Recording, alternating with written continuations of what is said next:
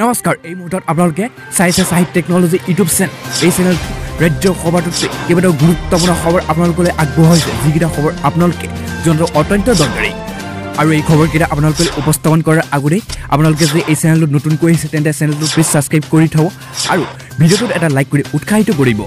মুহূৰ্তত অতি ভয়ংকৰ এটা ব্ৰেকিং নিউজ মুকলি হৈ আহিছে কিয়নো কৈছে যে পুনৰ বৃহৎ ভূমিকম্পৰ আশংকা আছে অসমত কিয়নো ভূবিজ্ঞানী অধ্যাপক ডক্টৰ খৱাৰাম কলিতাৰ এক স্পষ্ট মন্তব্য কৰিছে তাৰ লগতে কৈছে বুধবাৰে পুৱাৰ ভাগতে এক বৃহৎ ভূমিকম্পই জোকাৰি যায় সমগ্ৰ অসমকে ধৰি উত্তৰ ভাৰতৰ কেইবাখনো ৰাজ্যৰ এই সন্দৰ্ভত আন্তঃৰাষ্ট্ৰীয় পৰ্যায়ৰ এজন ভূবিজ্ঞানী হিচাপে সুনাম থকা আৰু কটন কলেজৰ ভূবিজ্ঞানী বিভাগৰ অৱসৰপ্ৰাপ্ত অধ্যাপক ডক্টৰ খৱাৰাম কলিতাই আশংকা ব্যক্ত কৰাৰ অনুসৰি আগন্তুক দিনত পুনৰ এক বা তাতোধিক ইয়াতকৈ ডাঙৰ ভয়ংকৰ কপনাংক ভূমিকম্প অসমত আৰু উত্তৰ পূবত হ'ব পাৰে আৰু অসমৰ এই বিষয়ে গৱেষণা কৰি আৰু PhD থকা ডক্টৰেট ডিগ্ৰী লাভ কৰা এই অধ্যাপক কলিতাই সদৰি কৰা অনুসৰি 1897 চন আৰু 1950 চনত হোৱা দুইটা বৃহৎ ভূমিকম্পৰ ৰিক্টাৰ স্কেল প্ৰাবল্য পৰিমাণ 8.7% কপনাংক আৰু কিন্তু বিশ্বত এতিয়ালৈকে এই দুইটা ভূমিকম্পই সৰ্ববৃহৎ বুলি ইতিমধ্যে নিশ্চিত হৈছে আৰু ইয়াৰ ফলতে অধ্যাপক কলিতাই কৈছে যে সাগৰৰ পৰা প্ৰাকৃতিক পৰিঘটনাৰ ফলত সৃষ্টি হোৱা হিমালয় পৰ্বতমালাৰ তলিভাগ সদায় অস্থিৰ ৰূপত থাকে বিভিন্ন প্ৰাকৃতিক পৰিঘটনা আৰু প্ৰবলৰ বাবে পৃথিৱীৰ তলত থকা কিছুমান মুঠ 8খন প্লেটৰ অন্যতম প্লেটখন ইণ্ডিয়ান প্লেটখন সদৰি উত্তৰ দিশত গতি কৰিছে আৰু ইতিমধ্যে চাইনিজ বা টিবেনিয়ান প্লেটৰ এই সোমাই পৰিছে যাৰ বাবে ছিকিম জোন আৰু অৰ্থাৎ বিশ্বৰ অন্যতম ভূমিকম্পৰ মণ্ডল অৱস্থিত অসমসহ উত্তৰ পূৰ্বাঞ্চলৰ 8খন ৰাজ্যৰ তলিভাগ সদায় অস্থিৰ হৈ থাকে আৰু ইণ্ডিয়ান প্লেটখন হিমালয় পৰ্বতৰ তলৰে উত্তৰ দিশে অৰ্থাৎ চাইনিজ প্লেটখনৰ তললৈ গতি কৰি থকাত ইয়াৰ ফলত সৃষ্টি হৈছে প্ৰাকৃতিক পৰিঘটনাৰ বাবে আৰু আগন্তুক দিনত পুনৰ ইয়াতকৈ বৃহৎ ভূমিকম্প হোৱাৰ সম্ভাৱনা আছে আৰু বুধবাৰে ভূমিকম্পৰ অভিকেন্দ্ৰিক শোণিতপুৰ জিলাৰ উত্তৰ দিশত আৰু হিমালয় পৰ্বতমালা পাৰিশিত হোৱা বিষয়টো পুনৰ ইণ্ডিয়ান চাইনিজ প্লেটৰ সংঘৰ্ষৰ ফলত আগন্তুক দিনত ইয়াতকৈ বৃহৎ ভূমিকম্প সম্ভাৱনা প্ৰতিফলিত কৰিছে আৰু অৱশ্যে ভূমিকম্পটো সৌভাগ্যক্ৰমে দিনত হোৱাৰ বাবে ৰাজ্যখনৰ বিশেষ কোনো লোক হতাহতি হ'ব লগা নহ'ল বুলি অধ্যাপক ডক্টৰ খৱাৰাম কলিতাই ইতিমধ্যে সদৰি কৰিছে আৰু তাৰ পিছতে তেওঁ স্পষ্ট মন্তব্য কৰিছে যে পুনৰ ইয়াতকৈ ডাঙৰ ভূমিকম্প আহিব পাৰে অসমত এই সন্ধিয়াৰ পাছত এই মুহূৰ্তত আন এটা বহুতে ডাঙৰ ভয়ংকৰ খবৰ পোহৰলৈ আহিছে কিয়নো সমগ্ৰ অসমত পুনৰ বৃদ্ধি পাইছে কৰোণা ৰোগীৰ সংখ্যা তাৰ প্ৰতি লক্ষ্য ৰাখি ইয়াত কৈছে যে অসমত আজিও 3000 ঘৰ অতিক্ৰম কৰিছে কৰোণাৰ আক্ৰান্তৰ সংখ্যাই আৰু আজিৰ দিনটোত মাত্ৰ 24 ঘণ্টাতে 22গৰাকী লোকৰ মৃত্যু ঘটনা পোহৰলৈ আহিছে আৰু অসমত আজি 3000 অধিক লোক আক্ৰান্ত হৈছে কৰোণা ভাইৰাছত আৰু 22গৰাকী লোকৰ মৃত্যুমুখত পৰিছে দেশৰ অন্য প্ৰান্তৰ লগতে অসমতো ক্ৰমাৎ ভয়াৱহ দিশলৈ গতি কৰিছে কৰোণা ভাইৰাছৰ সংক্ৰমণে অসমত বুধবাৰৰ দিনটো নতুনকৈ 3045গৰাকী লোক আক্ৰান্ত হৈছে কৰোণা ভাইৰাছত ইফালে আজিৰ দিনটোত কৰোণাৰ ফলত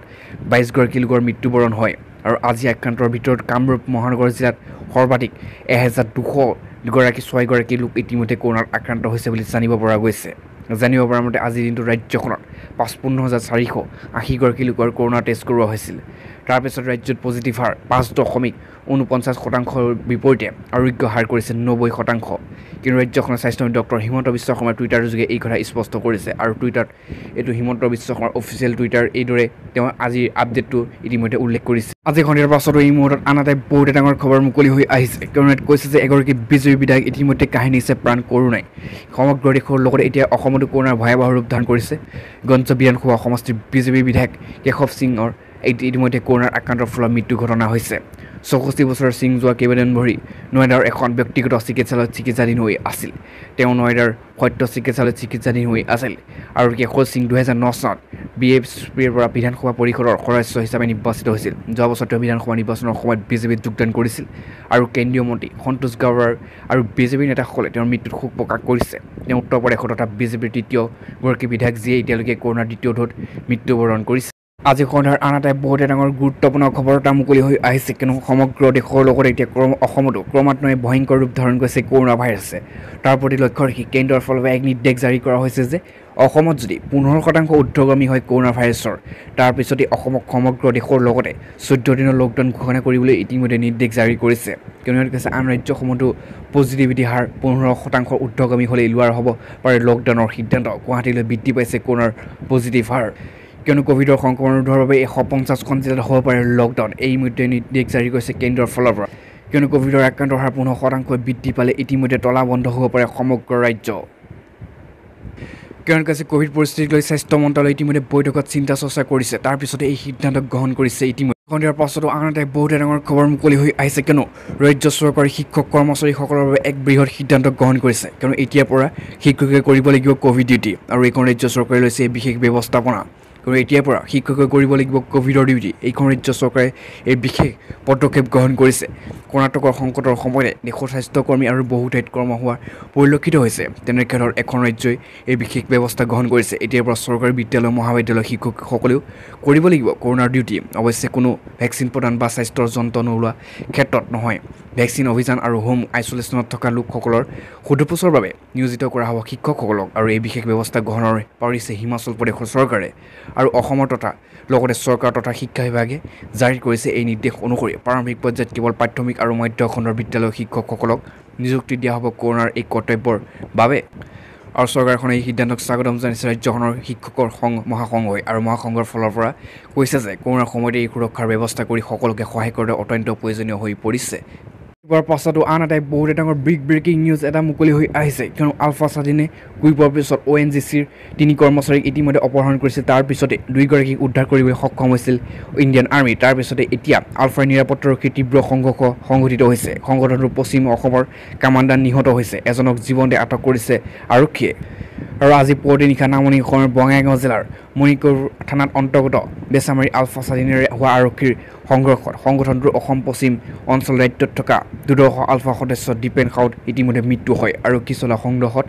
আৰু দীপেন সাউদৰ সতীৰ্থ পদুম ৰায় নামৰ এজন সদস্যক অস্ত্ৰৰ সৈতে জীৱনে আটক কৰিছে অভিযানকাৰী দলে নিহত আলফা নেতা দীপেন সাউদৰ ঘৰ বৰপেটা জিলাৰ সৰুভোগত বুলি ইতিমধ্যে জানিব পৰা গৈছে আৰক্ষী সফল অভিযানৰ অন্তত উক্ত ঠাইৰ পৰা উদ্ধাৰ কৰা হৈছে 2টা পিষ্টল আৰু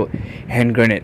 জানিব পৰা মতে বৰ্তমান সাউদৰ মৃতদেহটো বঙাইগাঁও অসামৰিক চিকিৎসালয়ত ৰখা হৈছে আৰু অসম আৰক্ষী সঞ্চালক প্ৰধান ছ'চিয়েল মিডিয়াত পেজৰ পৰা এই অভিযান সবিশেষ জানিব পৰা যায় আৰক্ষী সঞ্চালক প্ৰধান পেজত উল্লেখ কৰা হৈছে যে অনুসৰি শেহতীয়াকৈ আত্মসমৰ্পণ কৰা দুৰ্ধৰ্ষ আলফা নেতা দিষ্টিৰাজ কোৱাৰ চনত দীপেন সাউদক আলফা ৱেষ্টাৰ্ণ কামাণ্ডাৰ হিচাপে নিযুক্তি দিছিল কিন্তু আৰক্ষীৰ গুলী লগাৰ ফলতেই দুৰ্ধৰ্ষ সদস্যজনৰ মৃত্যু হোৱা বুলি ইতিমধ্যে জানিব পৰা গৈছে উল্লেখযোগ্য যে অসম আৰক্ষীয়ে জানিব দিয়া অনুসৰি ৱেষ্টাৰ্ণ কামাণ্ডাৰগৰাকীৰ নেতৃত্বত নামনি অসমত এটা ডাঙৰ অপহৰণ কাণ্ড সংঘটিত কৰাৰ পৰিকল্পনা কৰিছিল যিটো আৰক্ষীয়ে বিফল কৰিলে যিবোৰ পাছত এই মুহূৰ্তত আন এটা বহুতে ডাঙৰ খবৰ মুকলি হৈ আছে কিয়নো পুনৰ অসমত এই মাত্ৰ ভূমিকম্পৰ 2 ভূমিকম্পৰ জোকাৰণি গৈছে একেলগে দুটাকৈ ভূমিকম্পই কম্পিত কৰিলে সমগ্ৰ ৰাজ্যবাসীক কিয়নো ইয়াত কৈছে যে পুনৰ পুৱাই ভূমিকম্পৰ আৰু জোকাৰি গ'ল সমগ্ৰ অসমত পুৱা 7:53 এক দীঘলীয়া ভূমিকম্পৰ জোকাৰণি অনুভূত হৈছে পুনৰ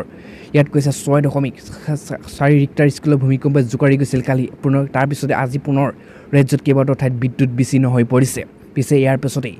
আন পুনৰ এক মৃত্যু ভূমিকম্পই জোকাৰি যায় সমগ্ৰ অসমতে আৰু গুৱাহাটীৰ পৰা 98 কিলোমিটাৰ দূৰত শোণিতপুৰতে এই অৱস্থান ঘটিছে কিয়নো শোণিতপুৰ জিলা স্থিৰ কৰি লৈছে ভূমিকম্পৰ অহাৰ পূৰ্বে কিয়নো ৰাজ্যত ইতিমধ্যে 14-15টাকৈ ভূমিকম্প যি আহিছিল আৰু তাৰ ভিতৰতে 11টা ভূমিকম্পই শোণিতপুৰ জিলাৰ উৎপত্তিস্থল বুলি ইতিমধ্যে